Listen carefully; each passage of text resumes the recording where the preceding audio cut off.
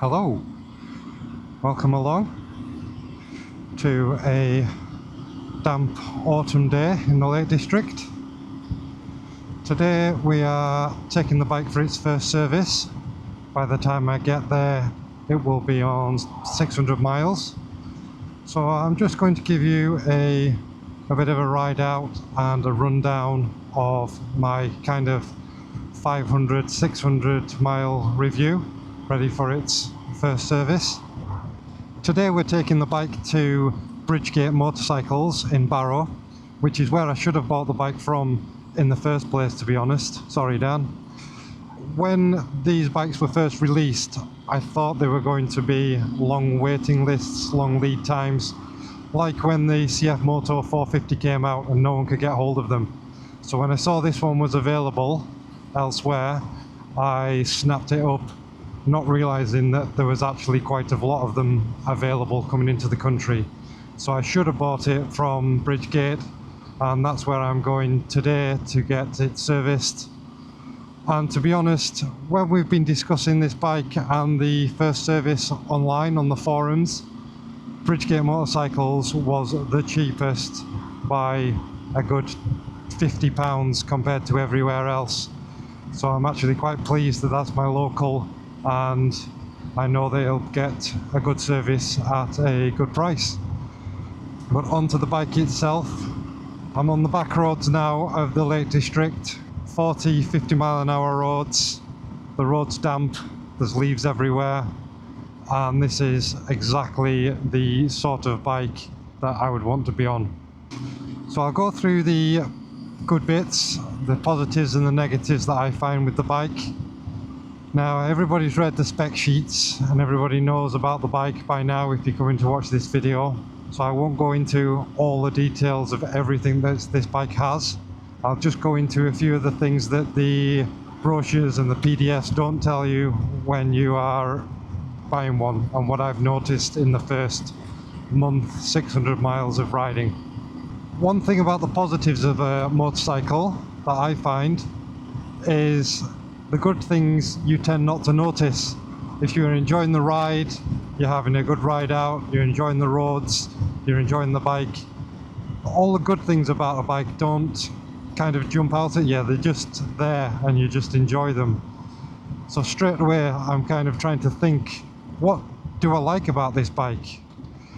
Now, the first thing I liked was the price, and we all know the price, just over 7 grand on the road. It's very appealing, etc, etc. So yeah, the price is good. I instantly liked the engine, so even at running in sort of up to 6,000 revs, it just has a really nice bark and a really nice mid-range pull between 4,000 and 6,000 revs. So I mean, in 5th gear now at 4,000 revs, it doesn't pull your arms out the sockets, but you just feel it's a nice usable power from rolling between corners to corners. It just feels like a nice engine, a tractable engine, to be going on these back roads at 50-60 miles an hour. Even smaller, thinner roads than this, we're going up and down the gears, tight, twisty corners is where I find I have the most fun on this bike. So in regards to the engine, doesn't pull massively above 7,000 revs. I mean, I'm supposed to be running it in. I have gave it full throttle a few times and I have taken it up to 9,000 revs, I'm not going to lie. So between 3,000 and 7,000 RPM is the sweet spot on this bike, in my opinion. Below that, it's a little bit lumpy, and above that, you're not really getting much for your revs. It just seems pointless and you might well have changed gear. The gearbox, I do like the gearbox. It's a very clunky mechanical gearbox, but because of that, you always know you're in gear. I've never had a misshift, I've never had a false neutral, and you can feel and hear when you've gone up and down the gears. I do like the riding position. I think you sit up nice and straight, the handlebars are in a nice place, it's quite good for standing up. Your weight is over the front end of the bike. When you stood up, it feels a good neutral position. I'm not an off-road expert, I'm going to get a lot more off-road experience hopefully in the next year on the adventure style bikes. But to me, it just feels like a nice place to be. I mean, I'm not going particularly fast, but these roads are wet, covered in leaves, slidey, slippy, gravel, and the bike just feels nice and neutral. Doesn't feel like there's any worries or anything to be concerned about. Another thing is the suspension. You don't really notice the suspension, you don't notice it being good or bad, you just enjoy the ride. So to me, that's a tick in the box. It's a decent suspension. Yes, it is adjustable. I've not bothered adjusting it yet. I haven't had the need to adjust it, and I'm still learning the bike, so I haven't bothered. It's just in the factory settings, and I can quite happily go at national speed limit speeds, carving around corners, a bit of off-road, doing whatever I want. I've not found any problems. I have bottomed the suspension off-road just the once, so it is a heavy bike, and the suspension is probably softly sprung for being a big bike. I know it's got rally in the name, but let's face it, it's not a real rally bike. Another positive is the tyres. So the tyres on this are the Pirelli Scorpion STR. They are about a 40% off-road split. They've gone for the more road bias of the adventure style, but I think most of the adventure bikes don't really go anywhere near 50-50 or more off-road focused on a standard from the factory bike. So these are a good tyre on the road. I've not had any complaints on the road. I've not been off-road much, but I do believe they'll be decent enough on gravel trails and dusty, rocky kind of environments. I've not tried them in wet, boggy or sandy environments, but I don't think that's the kind of riding I will be doing on this bike. This is Coniston Water, and you may have seen one of my other shorts or my video of my first off-road adventure, and that was up there on the top of that ridge. It's got good brakes on the bike. You've got twin Nissan calipers on the front. I know, like the Cove 800 Rally Pro, for instance, only has the one disc on the front. That's going for a lot more off-road bias, and it's a lot lighter than this. But this has got the twin discs, twin radial mounted calipers, so they are quite a good brake for doing a lot of road miles as well. And if you need some heavy braking on dry tarmac roads, they certainly feel like they are up to the job. And the back brake's quite good as well, and you can obviously turn the ABS off completely. You just have one button here for ABS that you can push and hold, and that changes the ABS off, and you get both wheels off or just the one wheel off, and so on and so forth. So you can scroll through the ABS to your heart's content. The traction control, you can turn that off as well. You just have to press the TCS button. If you press that whilst you're moving, I'll try and give an example. So if you press the TCS button now and hold it whilst you're moving, nothing happens. You don't get anything on the dash. You don't get any indication that anything's doing anything. So obviously you can't switch the traction control off whilst you're moving. So what happens when you come to a stop, even though we pressed that traction control button ages ago? There you go, the TCS light has come on. So it's almost like it has a memory. We pushed that 20-30 seconds ago, appeared like nothing happened. We came to a stop, we haven't switched the engine off, the traction control has gone off.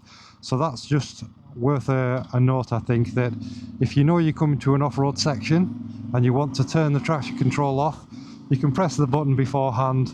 As long as you come to a stop just before you hit your off-road section, the traction control will just switch itself off. And then the same applies to if you want to switch it back on, just like that. Now on these kind of roads, I haven't needed traction control. It hasn't been an issue. We haven't had the traction control flash on, we haven't had any wiggles, we haven't had any flashes of the lights. It's mainly on the very twisty back roads with the little humpback bridges and the little dips and crevices in the road. That's where you find that the traction control seems to kick in quite a bit. Now, if you're an unconfident rider and you want that protection, it is there for you. If you want to have a lot of fun, you want to do some skids and wheelies, then you will need to turn that traction control off even on the road. And it only has one setting, on or off. So I'm sort of almost delving into the negatives now, or the things that I've found that I don't quite like about it. And I suppose that would be one of them. Only one traction control setting, on or off. So whilst we're on the negatives, we will continue with the things that I'm not so keen on the bike. The first thing that I noticed is it stalls every now and again. You get the Euro 5 plus style flame out. Sometimes when you just back off the throttle and you come into a standstill, it just cuts out altogether. It's done it maybe once every ride out. It's probably done it 5 or 10 times in total in 500 or 600 miles. Not a massive issue. Probably something that could be changed by the mapping in the future. You'll have to watch this space. But that is one of the first things I noticed after leaving the dealer. It stalled on me within a couple of 100 yards. Other than that, with the engine and the mapping, it does have the on and off type throttle, especially in first and second. When you roll off the throttle, it's not so bad there in fourth, but when you roll off the throttle, you really know you've rolled off it. And that's even more off-road. When you are in first gear on some tricky off-road rock sections, that fueling at the low revs just on and off the throttle does make it quite difficult. You do need to use quite a bit of clutch. I don't think that's uncommon. It's certainly not just this bike, I think, in 2025 that suffers from that kind of low down throttle response. You'll see lots of bike reviews of bikes with very similar characteristics with the on and off throttle. So we'll gloss over that one for now, and we may come back to that in a month or two's time with some mapping. And I believe you can also map the throttle as well by following a procedure with the ignition on, ignition off, throttle open, hold the throttle, close the throttle, being in sports mode, this kind of thing. So once it's been for a service, we may try the throttle map and see if that makes any difference to us and the way that the throttle feels. My other criticisms or negative things about the bike mainly stem around the electronics and the screen and the software. So if you just want a bike that you get on and ride, and it just needs to tell you the revs and the fuel and what speed you're doing, happy days. This is fantastic, and it's a great bike. I love riding it. But if you were drawn in by the tech because of all the things that it said on the spec sheet that it's got, you may start to pick holes in a few things once you start riding the bike. For instance, the miles per gallon, there's an issue with that at the moment. I did a poll and a question on YouTube, and a lot of people have issues where their miles per gallon is stuck at 25.5 UK miles per gallon and does not move from that. I have calculated it, and I reckon I get about 60 miles to the gallon, which is pretty good for a bike with 94 horsepower, 800cc, and the weight. We'll come to the weight in a bit once I've finished about the electronics. So your miles per gallon's stuck at 25.5, so you don't really know what miles per gallon you're doing unless you calculate it. The fuel gauge, you think it's going to last forever. It must be shaped like a funnel, because you will be showing half a tank of fuel and then the next time you turn the bike off and turn it back on, it's flashing at you saying empty. Now the issue there is this bike also does not have any fuel range reading. So I've scrolled through all the menus and all the settings, and there's nothing there that tells you the estimated remaining range in the tank. But if you go with the 250 mile rule or there or thereabouts, it should keep you quite safe, because each time I've put 20 litres in, I've done 250 miles, and that's with a 24 litre tank. So you should still have 4 litres left in the tank. So the other problems with the screen on the display that I've found personally is it doesn't give you that much information. Not that you need it all the time, but you can only have the overall odometer or your total miles and one trip. That's all you can get on the display without needing to go through the settings onto the other menus to see what your other readings are, like temperature, tire pressure, and all those kind of things as well. Sports mode. Why is sports mode green? Sports mode should be red, everybody knows that. Green mode is eco mode, not sports mode. Just get that out there. Other than that, whatever, not bothered. So that's kind of the screen and the display. You can see on mine now we have the small recording symbol flashing away. Sometimes that catches your eye. A flashing light, a red flashing light, normally means warning or danger to me. It's just the way my brain works. So when I see that red flashing light every now and again, I do have to have a double take. And that's the camera working. So when the bike comes, it doesn't have a SD card, it doesn't have a memory card in the recording box. So I've seen my other video for that. But once you've put the memory card in, it should just start recording, and that's the indication there that your front dash cam is recording. The software, on the other hand, to show what the footage is and to set things up is quite difficult. I've not managed to successfully do it yet for the camera.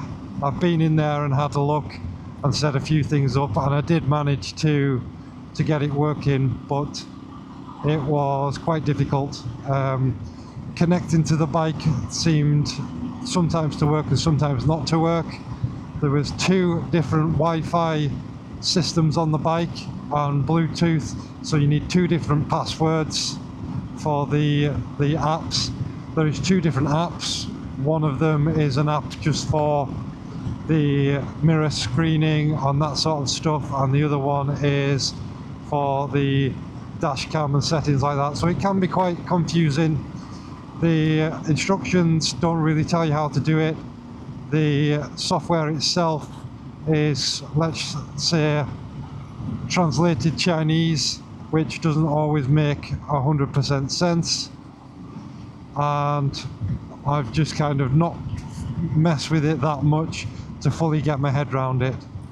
The mirror screening is quite good if you can get it to work. The last time I tried, oh, there we go, we stalled. See, that wasn't my fault.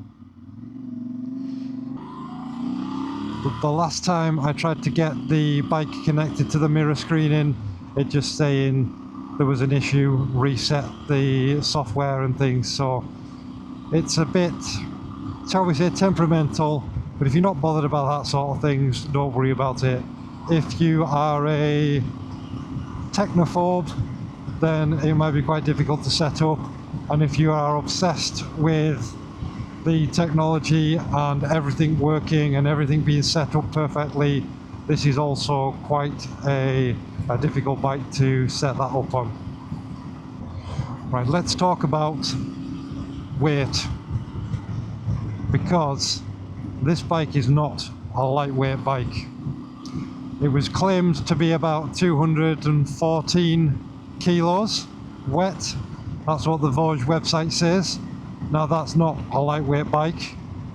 It is a midweight bike, the 800,000cc sector of the market, around about the 200 plus kilos.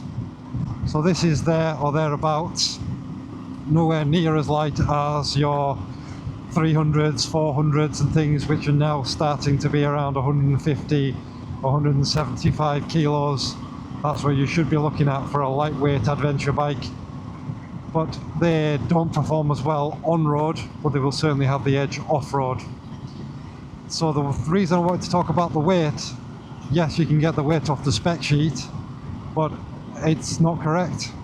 This bike has been weighed, and I've seen other people weigh their bikes, and they're nearly 250 kilos. They're way over 240 kilos.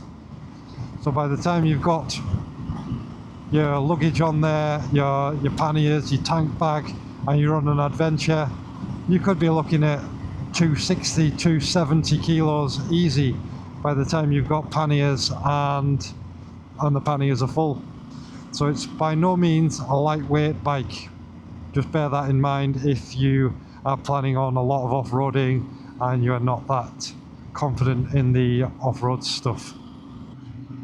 Right, that's just reminded me of another negative that I don't like. I'm not keen on the indicators. You have to push it across to get the indicator on, and with these big gloves on, you don't get much feel or dexterity, and you have to push the middle button to cancel it, and there's not like a click or a positive feel. You sometimes can't tell if you've pressed the button. Now, some people said you just have to cancel it again by putting it in the same direction. I have confirmed time and time again by trying this, that does not work on this bike. If you indicate left and then try and indicate left again, it doesn't cancel it, it just stays on. And the other issue I'm having is with your winter gloves on, this button here for the high beam. The number of times I've looked at the dash and realised that my high beam's on with the blue high beam indicator, and then realise I've flicked it on with my glove. I know some people have even shortened that down. They basically chopped that plastic off just so that they don't keep hitting it with the gloves. And the other thing is, when you have a Bluetooth or wireless connection or whatever, it shows you on the screen there that kind of blue logo or that blue symbol. Now, when I'm riding along and I look down and see that blue symbol, I keep thinking that I put my high beam on. So that's something that I need to get used to as well. But these may seem like nitpicking things, but that's the problem with a bike that is so good and such good value for money and comes with such good spec, is the faults are kind of nitpicky. If you were paying £30,000 and this was a GS Adventure with all the bells and whistles, or a top-of-the-range V4 Multistrada, or a BMW S1000R kind of, you know, top-of-the-range bikes that cost in the 20s and 30,000s, then yeah, these things might really annoy you. But when you only paid £7,000 for a bike with this kind of performance and spec, it's not really a showstopper. So we're getting there now, 585 miles, another 15 miles to go, and then it will be service time. So I want to talk about the sound of this bike. So here we are doing 30. It's reasonably quiet, but for a standard exhaust and a standard airbox, when you open it up, it sounds awesome. So let's just have a quick blast up to 50 or 60.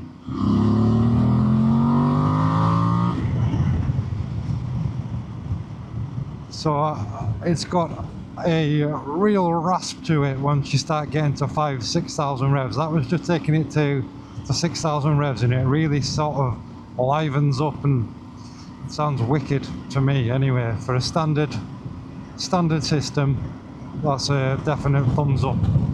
It's to the point where it's not even worth putting a performance system on, because this sounds lovely and quiet. 50 miles an hour in 6th gear, 60 miles an hour, 70 miles an hour, you don't hear it at all. But when you want it to be heard, it sounds wicked. I hope this video was of some use to you and you now know some of the pros and cons of this bike if you're considering buying one. Overall, I really like the bike. There is a few niggles with the screen and the software and the mapping. The reliability and build quality seems good, but it's too early to say at 500 miles. So I will do another review at 1,000 miles or after doing ACT or going away for a tour for a week. But at the minute I am more than happy with the build of this bike and looking forward to getting out some more on it over the winter, as well as on the Himalayan as well, doing some off-roading and green laning on that whilst it's wet and muddy. That has much more suitable tyres on it for the job than this bike.